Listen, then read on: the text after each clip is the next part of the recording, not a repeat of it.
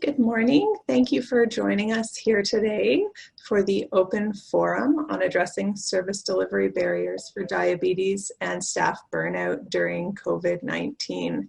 This session today is presented by the IDHC in partnership with the Indigenous Primary Health Care Council. The panel came about in response to a request from Indigenous Primary Health Care Council, who shared concerns expressed by frontline workers in Indigenous communities in relation to barriers to providing care, particularly preventive and early care, to clients with diabetes since the beginning of the COVID-19 pandemic. We learned that many frontline workers were feeling that clients were losing out on basic care, which might prevent diabetes complications. Many frontline workers were also citing concerns about the increased stress and risk of burnout they were feeling, in part because of these challenges in providing preventive care for their clients with diabetes and other clients in their community during the pandemic.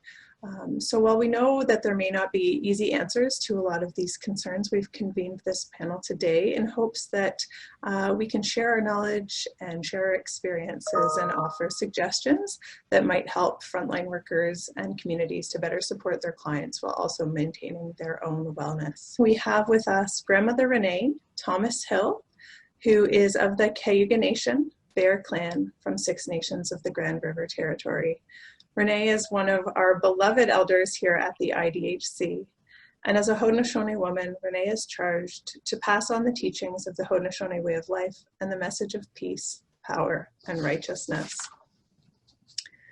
Renee shares as an Indigenous woman, mother, grandmother, great-grandmother, educator, historian, artisan, storyteller, traditional culture, counselor, and agriculturalist.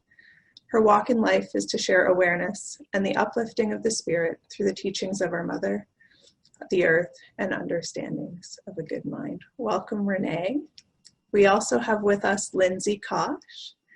Lindsey is the Foot Care Program Coordinator for the Indigenous Diabetes Health Circle. Lindsey is a graduate of Brock University and has been with the IDHC since 2008, during which time she has enjoyed providing diabetes services to the Indigenous community. Lindsey was raised on the north shores of Georgian Bay in the small Indigenous village of Jabonane, colonially known as Killarney, Ontario. Lindsey belongs to the Wahnapitae First Nation and currently lives and works out of Sudbury. She has Scottish and Anishinaabe ancestry and has spent most of her earlier years learning and living off the land. We also have with us Lorraine Mcleod. Lorraine Mcleod is a wife, mother, and a grandmother to 5 children. She is a member of the Missamak Cree Nation, Cross Lake, and grew up in the small community of Wabowden in northern Manitoba.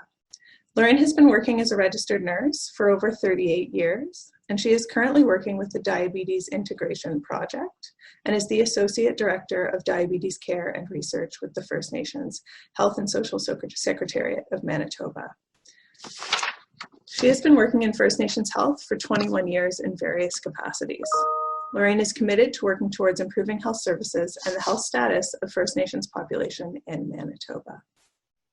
And finally, we have with us Dr. Stewart Harris. Good morning, Dr. Harris. Dr. Harris is a professor in the Department of Family Medicine with cross appointments in the Department of Epidemiology and Biostatistics and the Division of Endocrinology and Metabolism of the Schulich School of Medicine and Dentistry at Western University. Dr. Harris is also a research scientist at the Lawson Health Research Institute. He was reappointed to a 3rd term in 2019 to the position of Diabetes Canada Chair in Diabetes Management and holds the Ian McWhinney Chair of Family Medicine Studies at Western University. Dr. Harris is also the lead physician and medical director of the Primary Care Diabetes Support Program at St. Joseph's Healthcare in London, Ontario, an integrated team-based diabetes clinic for disenfranchised and marginalized populations, which he founded in 2007. Dr. Harris's research program focuses on 3 priority areas: diabetes research with Indigenous peoples, hypoglycemia research, and clinical trials. Dr. Harris has published over 270 articles in peer-reviewed journals, and on July 1st, 2015, was appointed the Order of Canada for his contributions to the development of strategies to manage and reduce diabetes in Aboriginal communities and other vulnerable populations. Welcome to you all. It's so exciting to have such an established group of presenters here with us this morning. So I would like to start the panel off this morning by inviting Grandmother Ine to first welcome us and open the meeting and to speak for 5 or 6 minutes about what she has seen in terms of diabetes prevention and care and self-care for frontline workers during this pandemic. Thank you, Renee. Thank you, Jessica. To all of you for being part of a beautiful day. And that's how we are to look at every day is beautiful, because this is, we were given words to start our way in a good way. And we always say, we need to bring the spirit up. And so we always put good words out there. And so, good day, everyone. Good day, good day, good day. So we are here to start our day. And we do that by acknowledging our Mother, the Earth. And that is so important, by always acknowledging her, because she gives us unconditional love. And so with that, we want to always thank her for all those things that she has been sharing her love through her creation. And we like to thank her. And traditionally, it would take almost 2 hours, so I would take up the whole session of just giving thanks. But I will do a short version, and because so de tino alada ni staha hion hanzade, de tino lada and de rason, de tino lada John Hekwa, de tino lada gai son, de tino lada garunda son tana. Where is song? De tino lada otsi noa song. De tino lada kanyandiro. De tino lada zigadnigora. De tino lada itisoti words. De tino lada gaeli niwalagi. De chito alada ne sonkotsia. De ganiga lakwa. De tino alada ne yonke sota galakwa. De chito alada ne ojistakaroni. De chito alada ne sonkoyindiso. You may have noticed my voice gets shaky because it's filled with so much love and appreciation for all creation. And when you feel love, it is amazing. That is one of the things that builds up our immune system.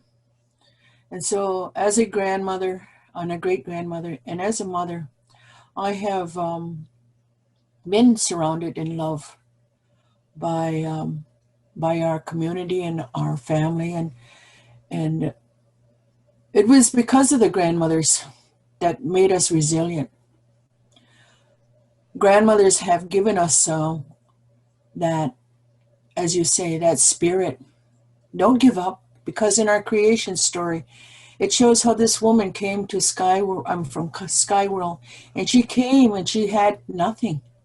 And she had to learn how to pick up and become a mother, because she came here with child. And who was there to support her was the animals. And so we always like to acknowledge that journey and remember when. And so when we hear those stories, remember when. And when we look at our grandparents, look how long they have been here. You see, it was because of that first woman, we say, because of her resilience to get back up. And it was because of the animals that spoke to her and said, don't give up. Don't give up. We're here. We're here. And so this is what I always remind the people today. Don't give up. And that's what our duty is as grandmothers. Don't give up. You just get up and shake it off. And that's what the animals have shown us. You see, whenever they go through rough times, they know how to get up, and they do things to keep that spirit up. And so in our days of long ago, we were doing many things, but today we have become so, as they say, laid back because of so modernization. And this is what the old people talk about. We talk about how we need to keep our people motivated so that resilient is strong. And when we have become idle, then it becomes stagnant. And so this is why there is a lot of stress. And this is so important to you to remember. Every part of your body was made to move. So the best way to start moving, even a chair, you rotate your hips, move your legs, move them up and down, move them around. because that's the way the Creator made it possible for all the stress to be released. And the best way is dancing. Dancing, listening to music, it brings back. How many of you can remember a song when you were a teenager and how good you felt? And I see people, when you play some music, their feet are just going. And so this is another way of doing, moving your body, keeping that going. And so I've always taught by my grandma that when things overwhelm you sometimes, dance. And that's what that woman did, Sky Woman did. When she got up, she brushed herself off. She realized she had to inspire, to put that seed in all of us. And what she did, she got up and she danced. She danced, and this is what we do. We do Askani. We do woman's dance, and that is to honor that woman that made that movement to get up and dance. And so I'm always reminded when I'm overwhelmed, when I'm feeling, I feel just like everyone else, but I take care and say, okay, I got to do something about it. And so I'll get up and move. My grandma called it putting. There's always something to do. So make sure that these bodies are made for movement. Every part of us. This is why we got joints. This is why we have movement. This is what the Creator created. And if you, and our language, if you ever say you're bored, it's your body speaking to your body needs to be moving. And that is doing. And so whenever you're feeling down, I know I have family members that are in diabetes. I said, do something. Let's do something. Let's be creative. I know I have to get you out of that first. So let's hear some music. Or tell me, one of the things I really recommend to even the frontline workers is to talk, to bring that out, go sit in a car and just scream, just let it out, because you're not supposed to hold in all those emotions. And the other part is we're very blessed because IDHC has given many of us the opportunity to be here for you, to call and tell us of your day, to help you through the day. We're here. Call Grandma, 911. Call Grandma and say, hey, I need your help. I need your support. That's okay. You're not weak. You are doing traditionally what you are to do, and that is ask for help. Ask for help. This is what we call a sharing circle. Our people had sharing circles to help them to be well. And so to all of you that are out there, remember, we are here all together. And we all have to be, as they say, remove the stress from we have a choice. And my choice, I hope, is to always be moving, so that if you see me, I'm moving. You see me doing, it's so important to be motivated. And so I eat the right kind of foods. I try not to eat the foods that put you to sleep. When you eat a big supper and next thing you know, you're falling asleep. I have to eat the food that's going to keep me going. And so I'll have wild meat, I'll have plant life. And so these are the things that helps me to be motivated. And today I am very blessed because my grandma taught me that. She says, you want to be clear-minded, you want to be healthy in your heart, you have to learn how to eat those plants again. And so I'm in my 70s and I don't take aspirins. And so I'm very blessed because of what my grandma had taught me, how to be resilient. And so it's very simple. Be doing. This is why our people did beadwork, they did carving. They were artists because they were always doing. They were very creative. And so because we have been giving opportunities like this now, you always said, oh, I wish I could have just stayed home and did something else. Well, the Creator answered your prayer, and now you have time for self-care. Look after yourself. I know this Zoom is another process that we all were frustrated. Believe me, the grandmas were more frustrated than you. The younger ones just kind of zip like that, but we had to, I had to smudge it, and I had to so that I could get through it, the stress. And so I want to say with much kindness and goodness, the words that we use, I'm here for you. If you need support, there are many of us that are there to answer that call. And so I think we should have a grandma hotline. So for all of you that are out there and need support, we're here. To all of you frontline workers, because grandma knows how to take care of herself. And so I'm here for you. Thank you. Nyawa, Grandmother Renee, and I will speak a little bit later about how people can access the services of those grandmothers and aunties through our elders supports on Wednesdays and Fridays. With that, I'd like to turn things over to Dr. Harris. Welcome, Dr. Harris.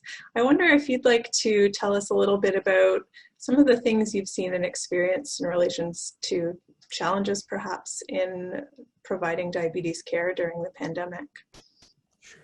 Good morning, everyone, and it's an honor to be invited to join this illustrious panel and share whatever experience and expertise I have. I've been involved in working with Indigenous Canadians, First Nations communities since the early 90s when I worked and lived in Sioux Lookout in Northern Ontario and coordinated healthcare delivery to the 30 fly-in reserves that are in that area. And that's actually when I stumbled across diabetes back in the early days to try and have committed most of my career to try and understand why this is happening, what is happening, and strategies to try and mitigate the terrible impact it's having on individuals and communities. And so over the course of the last 30 years, I've worked with roughly 50 to 75 First Nations communities across the country on community-driven strategies that target this devastating epidemic that continues unabated, and we now are seeing the intersection of two terrible epidemics, that of COVID-19 and diabetes. And we know that people with diabetes, if they get hospitalized with COVID, have much worse outcomes compared to people without diabetes. It's actually number 2 on the list as a predictor of bad outcomes. And so all of you working in the communities have, an added responsibility and challenge to help yourselves if you have diabetes, or help or take as best care of you as you can in the midst of all of the challenges that all of you are being burdened with. A big part of the focus of our recent work has been to help develop communities using quality improvement strategies that have been well established across the world, that work with clinics and healthcare leadership in communities to develop strategies on how they can problem solve the many different challenges that feel overwhelmed, make one feel overwhelmed, and communities feeling overwhelmed as to what do they do and how do they target. And so if any of you are interested in any of these strategies, because they're now developed for online support, just feel free to reach out. I think my contact will be provided through Jessica following this, but we've had really good success in developing community-based strategies. And one of them also includes developing a chronic disease registry, which focuses on diabetes, but now has a component to include COVID, so you can track people if they have both. And this is helping communities set up a registry to be able to track and survey quality of care measures to ensure that people aren't falling through the cracks and you're identifying those who need the most help. So happy to share any of that with you afterwards. You know, my clinic, as you, and thanks for that very generous introduction, Jessica. The clinic we run here in London has continued to operate throughout all of this terrible ordeal we've been living through with the last year, even when we had the shutdown back in March and April. And I'd say about 70% of our care right now is virtual. It's very frustrating because part of the good clinical paradigm is to see people and talk with them and have conversations and to help you understand what is going on.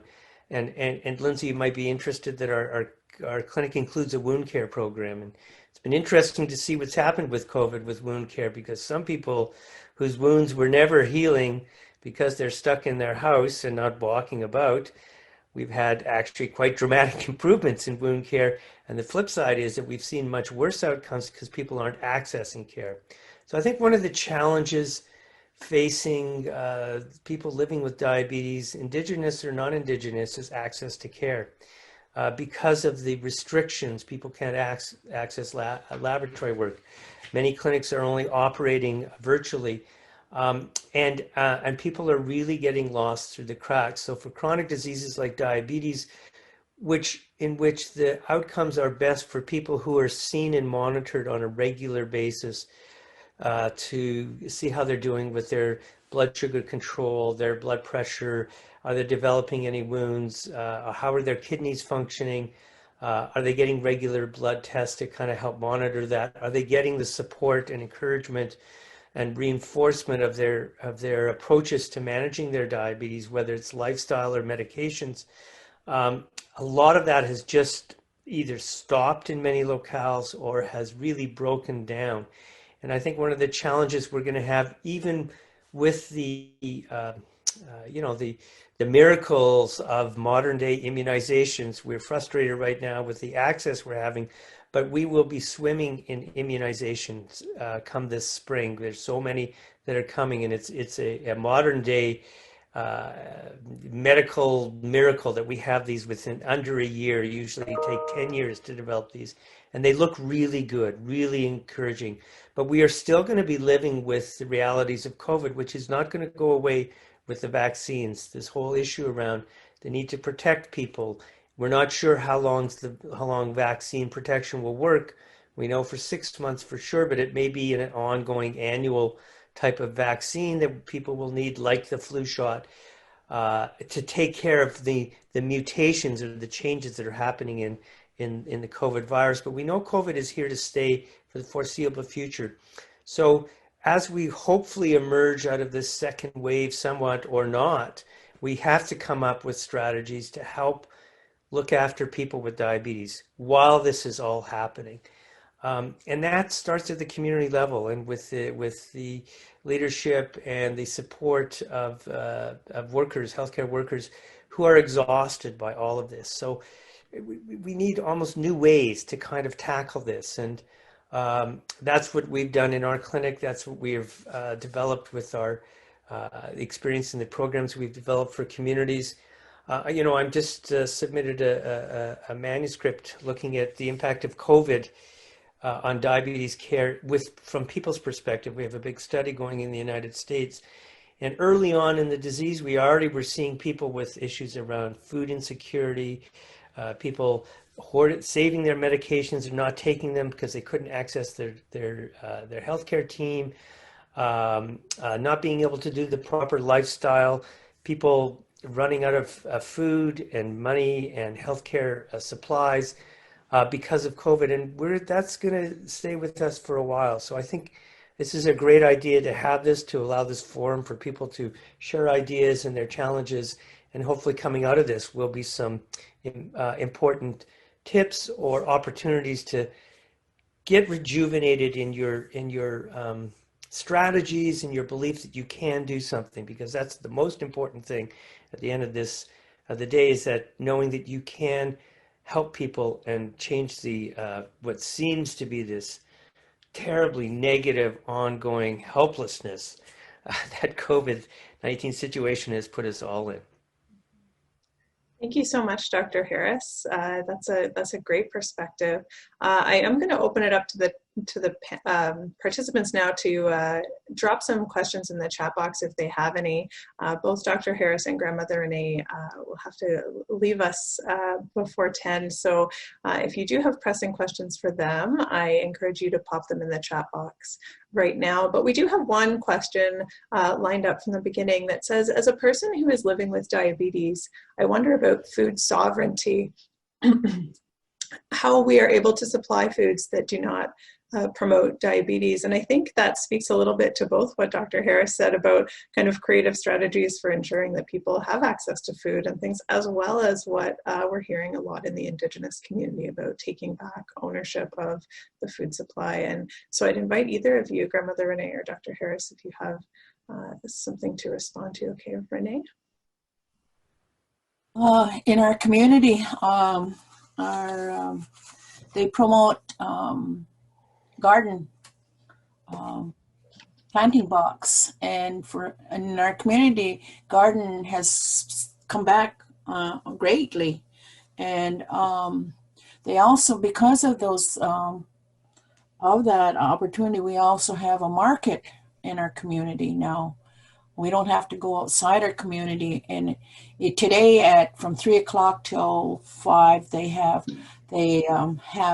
for a donation of $10, you get a bag. You get your supplements, what you're going to need for like a week. We're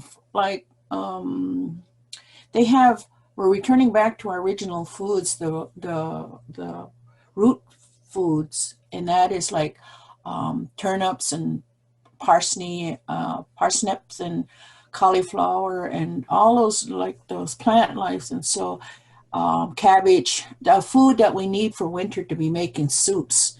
And so, and they also leave recipes in those boxes. They'll have like a package to make a meal and you can make a soup, and it'll be for a week. So that is one of the things that they have been doing here on Six Nation.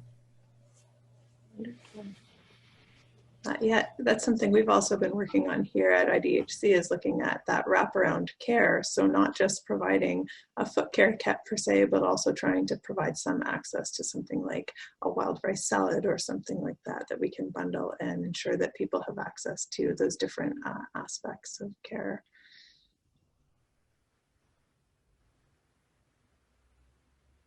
I just also in the past we've had Wellness Wednesdays, where our cook, she made amazing recipes out of the sales that was on sales at the grocery store, and she showed everyone how to work with the budget, what the budget they have, and created very unique meals for and supplement. Substituting potatoes and making it more healthier for all the communities. And they were learning how. I remember when we first started out, they didn't want that kind of food. They would, but now they're looking forward to when we had Wellness Wednesday. They were enjoying the meals that we had because it was a variety of different taste buds. And so this is what we were doing too. Wonderful.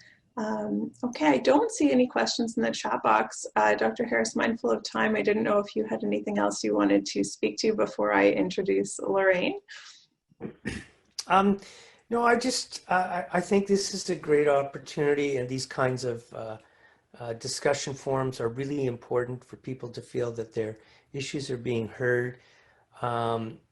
Solutions will always happen at the community level, and it's up to community leadership and healthcare providers to come up with innovative strategies that are unique to each community. And what a community in a coastal community in British Columbia is dealing with is quite different than a northern fly-in community and a southern community. And I think that at the end of the day, it's local strategies that are unique to the community's challenges, that need to be supported, and these kinds of forums I think are quite helpful. I'm always happy to answer questions that people may have. I come from a medical perspective. I actually have great belief and confidence in some of the new therapies that we have that save people's kidneys, hearts, and brains, and sustain people's lives. And I think that those combined with traditional lifestyles, traditional foods, indigenous heritage and knowledge is the way forward. But again, always coming down to the OCAP principles and ensuring that there's community ownership and direction that leads these strategies. I've seen it work. I believe in it, and I think it's one of the key strategies moving forward as we continue to live with for the near future with diabetes and COVID. Wonderful, thank you. I do have some questions coming in here, but I would like to make sure all our panelists get the opportunity to introduce themselves here. So Lorraine, I'd like to welcome you to weigh in on the conversation as well now. Good morning, everybody. I'm coming to you from Treaty 1 territory, Winnipeg, Manitoba. I reside in northern Manitoba, though in Treaty 5 territory. But I've been working with the Diabetes Integration Project now since 2011, and the project started in 2008. And it is about delivering care and services to 20 communities for adults living with type 2 diabetes. Recently, there was a report that came out of Manitoba, was a deliverable that the government wanted to see what diabetes was like in Manitoba. And the last report actually where we took a really good look was in 2002. And what we were actually seeing is that instead of closing the gap is actually widening. We're seeing now children with type 2 diabetes, 25% more in First Nations population. So we're seeing a huge increase in diabetes in children. And listening to the grandmothers and the elders speaking, what I've heard Grandmother Renee speak is really foundational to what work needs to be done in regards to diabetes, and it's about moving. We had our own little project here looking at physical activity and the benefits of exercise, and had one of our grandmothers here talk about exercise, and she said, well, there's no real word about exercise, it's about moving, it's about how you keep the blood moving. So I really like that description, because people understand that when I'm walking with my grandchildren, I'm in fact moving, and at that moment I'm not only walking with them, I'm actually teaching them about the trees or the birds or the animals we come across. So there's things happening other than just movement. So we're building those relationships and knowing that our health is built on relationship that we have with others, our family, and with the land. So when we think of the impact that COVID's had in our communities, because as a project, we haven't been able to go out into communities since last March. And so we know, because of what we were seeing already before COVID hit, that our communities are challenged with diabetes and challenged with access to care, challenged with access to specialists. So we look at it now and say, what is it looking like? And we're really trying to prepare now for what's to come as we have to navigate this new environment of providing care to our communities at this moment. So we've been connecting with communities by phone, and the uptake hasn't been good. We've been trying to connect with use of community radio and providing some interviews or responding to interviews on radio. We've done that in a couple communities. And then actually considering now using Facebook, because a lot of people have access to Facebook, to do some education around caring for ourselves during this time. And we're just working on looking at how we can provide virtual care in the communities. I know we have access to telehealth and off of our laptops, but it's at the other end, it's the connectivity to communities. That would be a barrier for some communities, if all our communities aren't connected well to the internet. And then just the availability of the tools. So do families have access to computer, access to iPhones, access to iPads? So one of the things that we're considering is actually purchasing some of those tools for communities to have all of our communities have Aboriginal Diabetes Initiative workers. So they have community-based workers that we can work with to try and set up some appointments, with recognizing that some of the community centers limited access because of the code red that we're under right now, and the situation, of course, is a little worse up north in northern Manitoba right now. But we're trying to recognize the barriers that the clients might face, recognize the barriers that the system might face at the community level, and some of the barriers that we face here regionally. And I know from the stories that I've heard, from the teachings I've received from elders, that a lot of the answers lie within community and always have lied in community. When I talk with researchers, and have dabbled in some research myself with physicians out here, it is about recognizing that we have, as First Nations, have always done research. We just never called it research, but anything that's been done in our communities has always been looked at as a community. What do we need to do better? How do we address situations? And communities have done it for time immemorial. We recognize the strengths from our teachings, the strengths around being there for each other and supporting each other, the strengths how being connected to the land does provide health and is integral to our being connected to the animals and the plant life. Recognizing that the rates of diabetes that we're seeing today are impacts from what we've been through as First Nations. So we have to recognize that when we bring all that back, that it's there that we will find health. It is there that we find wellness. And when we look at the impact of diabetes on our children and our youth, when we see complications early in young adulthood, we know that taking it further down to the beginning of the life course. So knowing that when moms are pregnant, that we need to be there to support them. Knowing that what moms feel during pregnancy actually impacts the growth and development of the fetus or the baby. So those are things that we have been taught by our grandmothers. And I think those things were interrupted. So as First Nations people, we have to listen to our grandmothers and really, really recognize that it starts from when we are young adults, I guess, going into parenthood, that we have those teachings that takes us into adulthood to support healthy pregnancy.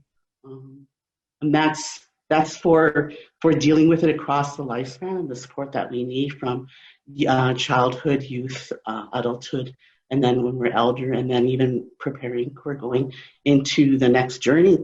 As a community, though, we have those solutions. I think it's the time and creating the opportunity, which sometimes we don't have. And I think shaping, I know we get deliverables that we have to respond to when we get our funding, but we have to shift it so that they can see it through our eyes and recognize that this is some of the work that we need to do, and it is about doing what we used to do. Oh, thank you, Lorraine. Thank you so much. I'm hearing parallels already in what all of you are saying, whether coming from a clinical or a traditional perspective, about recognizing the importance of culture and recognizing the importance of sharing knowledge and connecting and communicating. And I'm so glad to hear that. I know Lindsey's going to chime in a moment here. I do know that Grandmother Renee and Dr. Harris may have to step out very shortly, so I want to offer you both an opportunity to respond with any last words before we move on to Lindsey. I will always defer to grandmother first. Thank you. It is so true. And that's what we were sharing yesterday with the group, rekindling our fire. And that's exactly what you were talking about, rekindling our fire, our knowledge and our wisdom of being well, remembering how stories played a very important role, remember when. And I always like that story, how we were taught when we were going through hard times about bone soup. I said, we've forgotten how to save the bones, because that's where all the nutrient was in a long time ago, with all with the hunters we saved those bones was to make the soups, and we're in this time right now we are supposed to be making soups.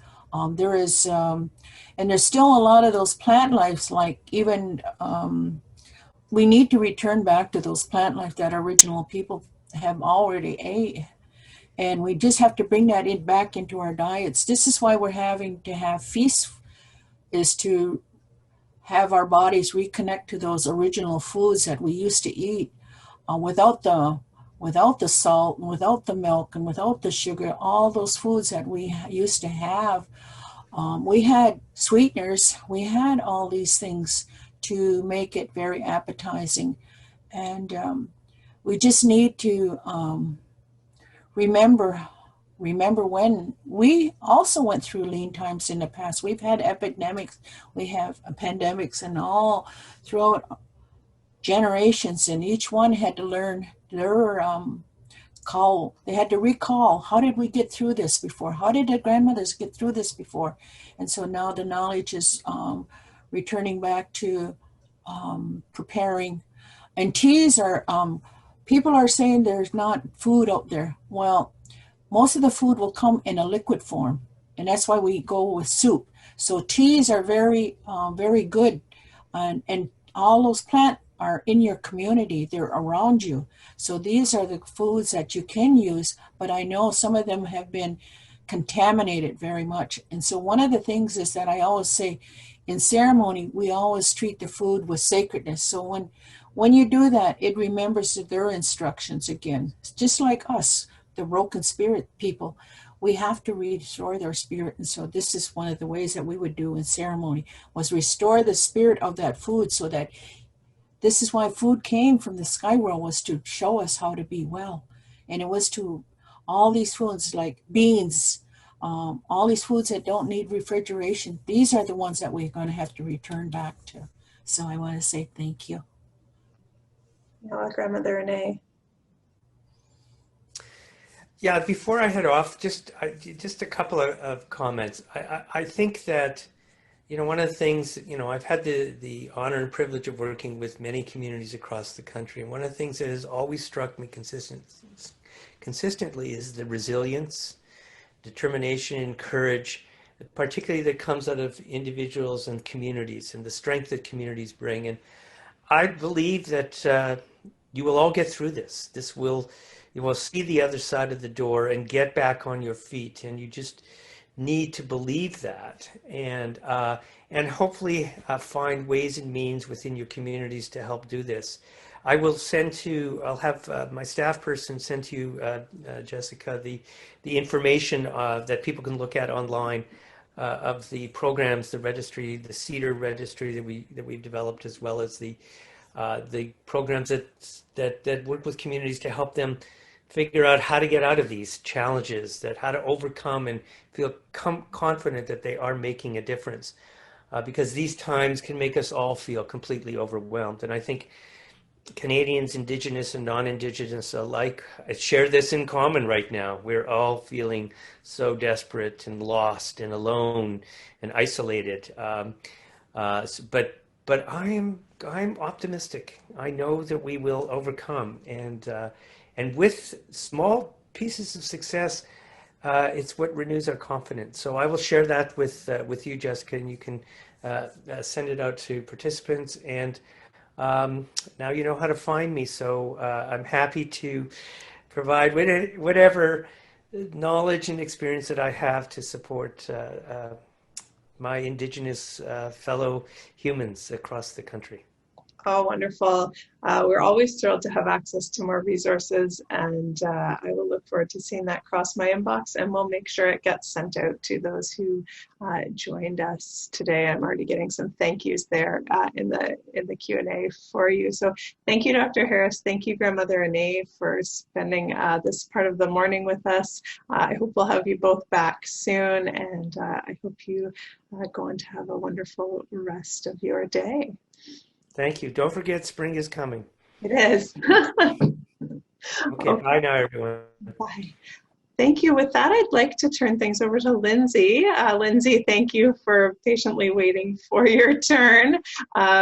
You've got some wonderful thoughts to follow here, but perhaps you can speak a little bit about your area of expertise, which of course has to do with foot care and that ever important preventive piece of the puzzle. Very important. Yes. Ani buju, Lindsey Koch, Jiba Naning and Dunjiba, Hanish Nabekwe. Good morning, everyone. It's a good morning. The sun is shining. And I'm the foot care coordinator for IDHC, and I'm just so grateful to be here. I'm reaching out to you on the traditional lands of the Atikamekshig First Nation, part of the Robinson Huron Treaty. And I'm in my home in Sudbury, and just really happy to be able to be here and connect with you all, as this is now the way that we can connect. And just listening to the community members and helpers that have joined us today, there are a few things that sort of have come into my mind when I'm thinking about the challenges that we have seen since last March. And when I look at first from, just the overall challenge, I see it as a loss of connection as we know it.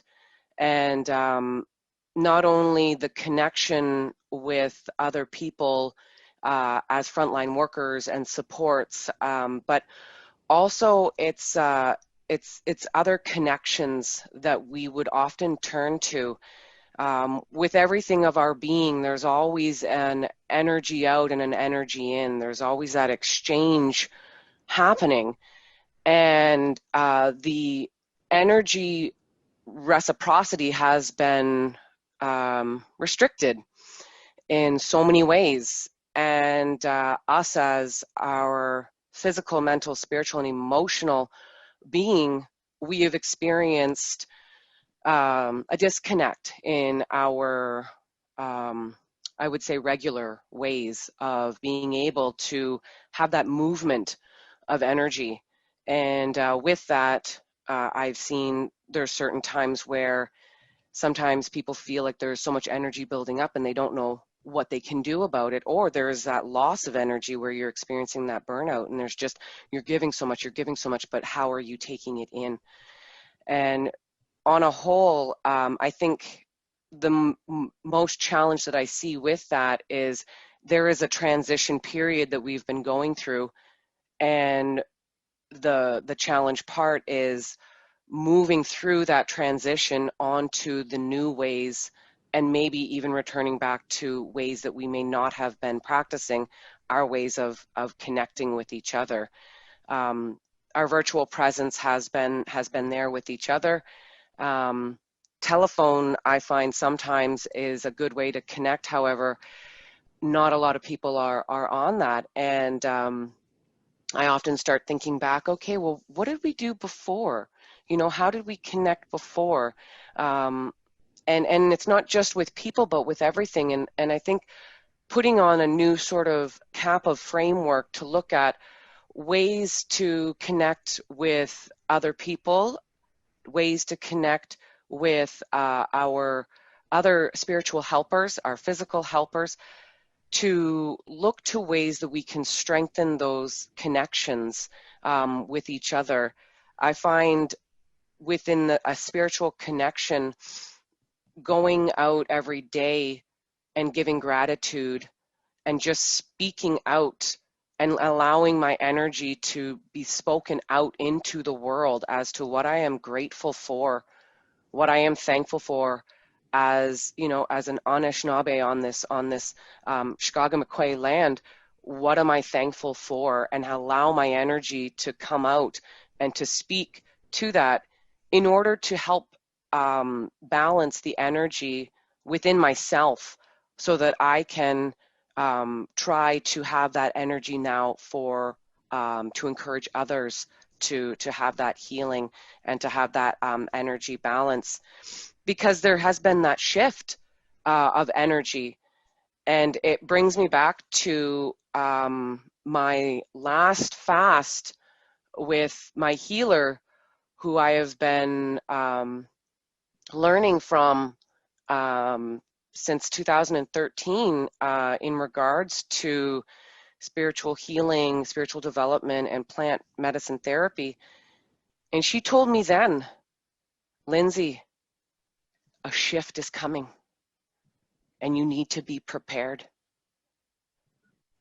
And within this shift that comes, by doing what you're doing now with these ceremonies and these fastings, you are preparing yourself for what's to come. And when it does come, you will need to turn to the gifts that have been given to you.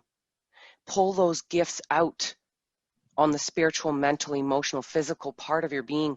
Pull those gifts out and turn to those gifts and use those gifts. And at times like this, we have to remember, I shouldn't say have to, it is good to remember those gifts that we have been given throughout our journey here, such as things of the power of our words, our smudge, our teas to warm that energy inside, and other ways that we can practice our own self-care. Because when it comes to us as if we are frontline workers and we are caring for others, and it doesn't matter whether you're even a frontline worker within your work, you, just by the nature of who you are and your connection to your people, you are a helper. And when you are a helper, you have to help yourself first. And when you have those gifts within you, to remember what those gifts are, to practice those gifts will help to restore those that energy that might be low. And within that reflection, know that you can also reach out to help and to have help be given to you. And so in times of being alone, as we self-isolate, I often turn to those things and think to myself, what are those things? And whatever works for you, whether it be a vision board that you can turn to and say, yes, I remember that I have this gift that I can turn to. I say those good words. I have my smudge. I have my medicines that I can turn to, my teas, those sort of things to turn to, as well as knowing what supports are there that you can turn to as well. And the thing with the energy is most often people are motivated externally.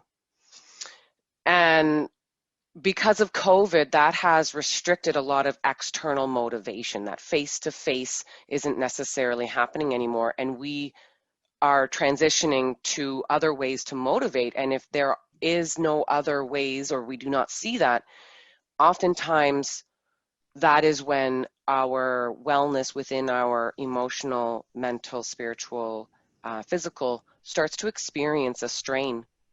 And it's hard to pull ourselves out of that sort of slump. And as frontline workers, I often turn to ways to do motivational interviewing, whether it just be a chat over the phone, to see how can we help to stimulate motivation within our community and clients to practice self-care. What is important? Let's dig that back up internally. And externally, by finding ways to build that sense of community again. Oftentimes with these virtual presents, I miss seeing everyone in the room. I miss seeing your faces. I miss being able to read your energy and to have that energy exchange. So thinking of ways that we can continue to do that, be maybe a teleconference where we can at least hear each other. Or what Lorraine was saying is often we're moving now towards that Facebook presence where we can see each other. That really makes a difference when you're looking to have that energy exchange and stimulate that motivation for that growth of your own energy to continue to be well and practice wellness within your life. And just sort of shifting gears here from just overall as a person and as a helper, some of the things that I've seen that we can focus on of those 4 areas of ourselves and the gifts that we've been given is how to ground and grow, how to ground ourselves and how to ground our community and how to grow with that. And I see it moving in different ways, particularly with IDHC and the foot care program and the knowledge program.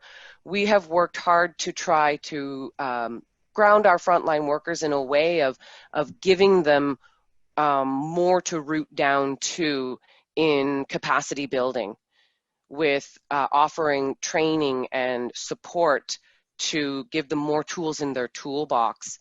And then other communities as well, giving more tools to pull on their toolbox by offering other areas of training and education. And then growing from there, being able to stretch out and to increase our connections with other people, and to be able to find ways to move through the times that we find ourselves in. And I think coming up with those connections that was mentioned before is that network to turn to, and building that network and sharing with each other those connections and contacts. And that's something that the Foot Care program is looking to do by overcoming those barriers, is building capacity with the individual to learn more about that wellness on alternative ways of communication, and then also building capacity with frontline workers so that we have more support than we know, and you don't necessarily have to be a frontline worker to receive more education to help support community in a way to try to battle that frontline worker burnout. Mm-hmm. So there's been a number of things that the Foot Care program has done specifically regarding diabetes and foot care, but I just wanted to touch upon a little bit more of the person as a helper and the people, because that's really, when you get down to the heart of it, it starts there and then it grows into the different strategies that we can implement. Thank you, Lindsey Koch. Lindsey. I just keep hearing this word connection, and I keep hearing these references to culture and to grounding, and I really think that is so relevant. I think when we think of the challenges, and I think what really starts to get people down often, those frontline workers that can't be out there doing physical clinical care. They can't be supporting with glucose checks. They can't be supporting with foot care or foot monitoring. I think that's a real stressor for a lot of people. But what I'm hearing here in both of what you two are saying and what Grandmother Renee and Dr. Harris were saying is that, sometimes it's about more than just that clinical piece, and that reaching out and being there and supporting people and empowering people to take care of themselves more holistically might actually be an inroads into supporting people to move on to those more clinical checks in these difficult times when people have so much to contend with. And also the phone. I think we sometimes forget the phone when we talk about all this technology, that sometimes the research actually suggests that sometimes it's easier to build trust on the phone than over Zoom. Is what the research actually shows there. So that's a tool not to forget. Lorraine, did you have anything to respond to in what Lindsey's been saying, or in terms of those things such as connections or accessing resources or using technology? Well, with some of the things that she said is all around our 4 aspects of our own being, right, as providers. And that's all important, and it's taking care of ourselves physically. So recognizing that we need to sleep, knowing when to turn off the TV and stop watching the news around COVID, knowing when to just be with your family and your connections. So really taking care of self is important. And I know for myself initially when COVID hit in March, I gave a lot of hours trying to understand what was going to happen and how it was going to impact our communities. So right now we have 5 nurses that work specifically in our project that go out into 20 communities. So because we were seeing a poor uptake in connecting to communities and we had the time, what we did was the nurses volunteered to go into communities and provide rapid response. So they wouldn't go out every week. We recognized that there's no way you could go out every week. So they would probably go out maybe 1 week of the month and actually do the contact swabbing using the Gen X and the other point of care instruments to identify if there was COVID. So that in itself was stressful because it was a new way to go. But we've done point of care testing for a long time. But it was a way of them feeling like they were actually helping again, right? So it meant shifting things a little, but it also meant making sure that when they came back out that we were debriefing with them. So since really COVID started, we've been really having our weekly meetings consistently as staff and always being there for connection with each other, even after hours. If someone wants to send a joke to make everybody laugh, I mean, we do that too. And we started using Microsoft Teams and have chat for either the nurses, and then we have a senior management team where we have that also, and then we have a general where we all can connect, and we've been communicating that way. Like I could sit here and I'll see messages come in. Hey, people are communicating with each other. So we found more communication as instead of just our meetings that we may have had it bi-weekly or sometimes quarterly, but knowing that was allowed. And then of course, most of us are working from home and have been for quite some time. There's times when we go into office, but there was also that flexibility, recognizing that some of us have children at home or grandchildren that you had to either get to school or help assist remotely so they can remote learn. So being flexible as a workplace was important too. And being okay to express your emotions. I mean, if you felt angry, that was okay. We weren't pounding each other down, but if you're mad at a situation, or if you're sad about a situation, or if you're overwhelmed, those tears are healing. It's healthy to cry. And then it's more healthy to laugh, right? I mean, those are all emotions are healthy. And my grandmother Renee said, keeping them in doesn't fare well for our physical being. So just remembering too ceremonies, smudging the prayers that we say each day before we go to bed, and those are universal, and our communities depend on it a lot. Some ceremonies there were some restrictions there, like how many should be together in a room, and whether we practice the singing, the drumming with the singing, and the pandemic response coordination team did develop some guidelines to guide people on how to conduct themselves during COVID, right? Even with funerals was a challenge because we found we were getting positive COVIDs from large gatherings, and was just relaying that message to community, but trying to recognize that time is a tough time for anybody when things are going well, right? So how it amplified with COVID. When we so it's really taking care of all aspects of your being, right? Spiritual, mental, emotional, and physical, and recognizing how when you're out of balance. And I've learned that most from IDHC at one of your conferences, that importance of measuring where you're at in each aspect to see where you're out of balance. And that's a good exercise, and we should all be doing that, even as practitioners. And we're not. I mean, stress can get us in a hard way also, right? So I think that recognizing the needs of community by listening, by watching. During this time, I saw a lot of communities have, just to keep people at home and isolated, I saw communities would have their Facebook challenges. So they might have singing contests on Facebook. They might have digging contests. They might have contests around Christmas time. It was about decorating your yard or whatever. So we're trying to keep people really still mentally engaged with each other and emotionally engaged with family and doing things outside or you'd see fishing derbies and things like that occur. Those are all healthy things.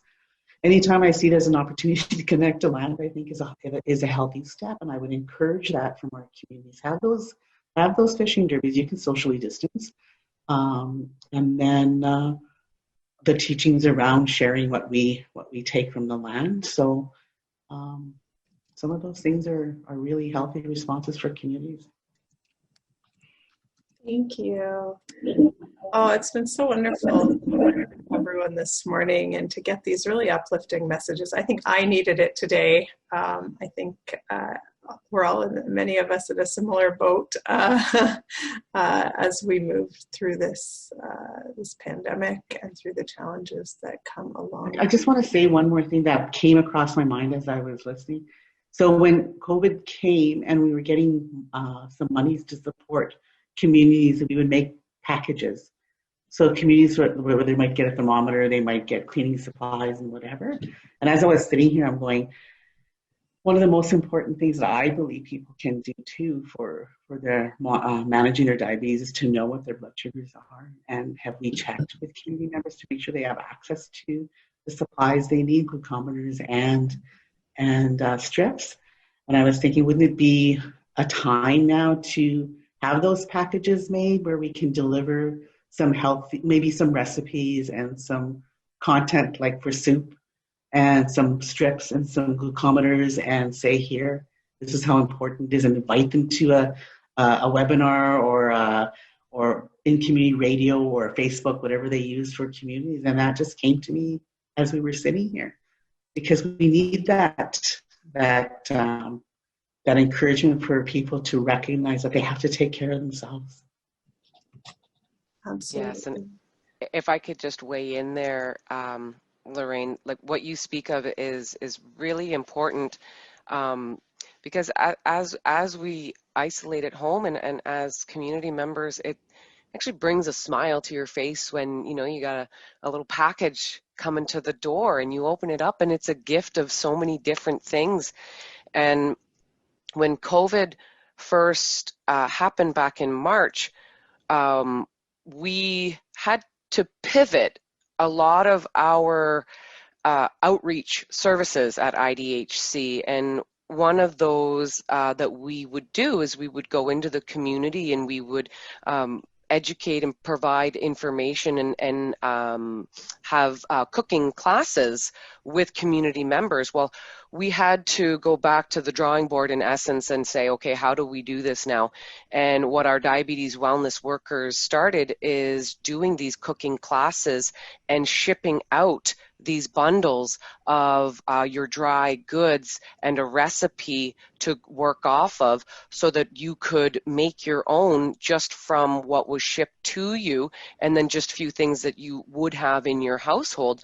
So those were some of the bundles that we started to ship out to community members, just to assist those people in being able to have those elements of that good nutritious food and ways to again move and cook that energy up for your body, and participate as well in these social gatherings where you're learning about the healthy food that we can eat to help live well and prevent the complications of diabetes. And within the foot care program, where we used to travel into communities and provide outreach services, and part of that was our self-care resources, where we would run education and teach community members how to do self-assess inspections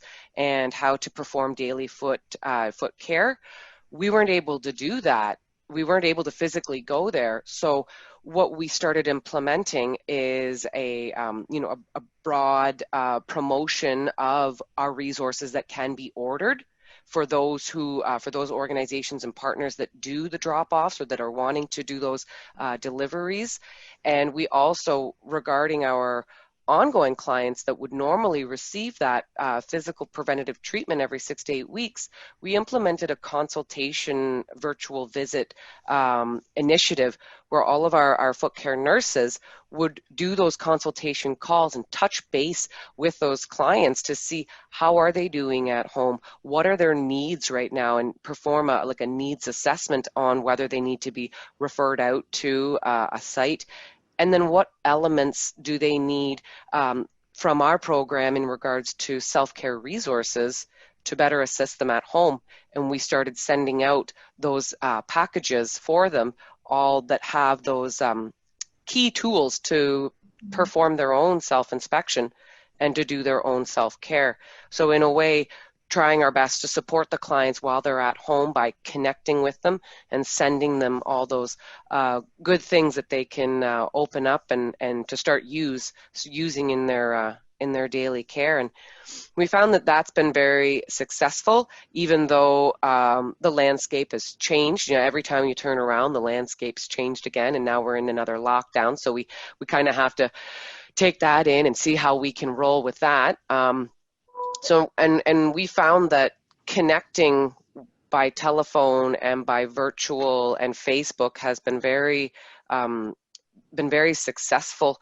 And then also sending out those care packages have also been very impactful with community members. And where those community members have, said that they have these certain concerns, the foot care nurse would then refer them out. And the other aspect that we've also looked at in our pivot in response to COVID is what can we do right now and how can we strengthen that? So of our subsidy sites, there are areas that we looked at where we could really strengthen those sites. And we started reaching out to new providers and to new areas of support that we knew in that community or close to that community we need some support. So let's see what's there and how we can get them connected to our program. Of those chiropodist foot care nurses, offer training for them so that they are trained in cultural safety training, and also provide training for those foot care nurses for PPE through our program so that we know that they have all of the training that's necessary. And then we also started connecting back with a lot of our older partners that we have connected in the past, just to see how's it going, what's new with you, how can we connect and how can we support. And I think what I'm seeing right now, just from the comments and the conversation, is building a good, strong network of not only resources and education to assist the clients via mail-outs of videos and printable resources and actual tangible tools, but also connection virtually for education, bringing in supports so that they can offer more teachings on nutrition so that you don't have that burnout just from one person having to do all that, and expanding our connections to other providers that we may not even know are there or may have forgotten about. Thank you, Lindsey. I think we're going to move towards wrapping up here. I've been dropping some connection details, the registration details for some of our programs into the chat box. I put our Facebook page, and I will speak to those in a moment. But Lorraine, would you like to see us out with any last words? Is there anything you wanted to finish up with before we go today? Other than as providers, and when I work regionally and the nurses go out to community, my comments or suggestions to them is to remember to listen to what's going on in community, to be the ears and the eyes. Communities may need support other than what they are saying, so watch or be observant. I think the most important thing is to listen to community, and I think during this time, even more, and we're seeing it across the country, is the issue about racism and how sometimes it's challenging for clients to access care. And to recognize that sometimes we hear care is being accessed late. People are coming in very sick. And that is some fears around that and around getting COVID, right? Because a lot of our communities too had COVID come in through clients coming out for a medical visit in the city and then going back and bringing back COVID. So we have to make sure that we're addressing those fears and educating around that. But to listen to clients when they're, and being open for them to seek assistance to navigate the system. Because during this, I mean, it was difficult before. And during COVID, it's even a bit more difficult. So really listening to clients is what I would encourage others. And to help others, you need to really make sure that we take care of ourselves. It's very easy to get bogged down and to burn out. So recognizing what those symptoms are, and it's okay to pull back and rejuvenate and then come back, and that's okay. And not to feel shame in that. That's how I'd like to end. And I've learned a lot also listening. So thank you for having me on. And it is always a good opportunity for me to see Grandma Renee. I saw her at your conference and had some discussion with her, and she's amazing. And I really take to her teaching. So thank you so much. My privilege. Oh, thank you. Thank you, Lorraine, for joining us. Thank you, Lindsey, for joining us.